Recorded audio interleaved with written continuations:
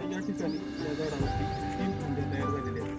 Centre shoot नाही आहे आणि आपण जमिनीपासून 2 फुटाच्या दरम्यान 3 फांद्या तयार करत असतो. तर या 3 फांद्या झालेल्या आहेत आणि ते 3 फांद्यांची ग्रोथ पण आहे ना 2-2 कांड्याची झालेली.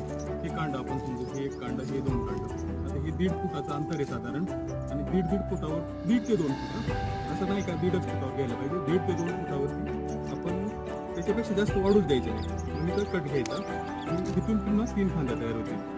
हे कट घेतला तर तिथून पुन्हा 1, 2, 3 जी काही 3 पानं आहेत ना त्याच्यातून कट घ्यायचा. आणि हे वेळेवरती केल्यामुळे काय होतं, त्याचं आपण एक्स्ट्रा ग्रोथ होऊ देत नाही, थोडीसाच शेंडा निघते.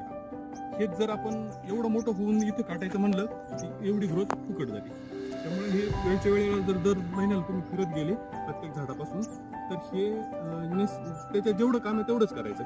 आता ह्या झाडावरती अजून पुढे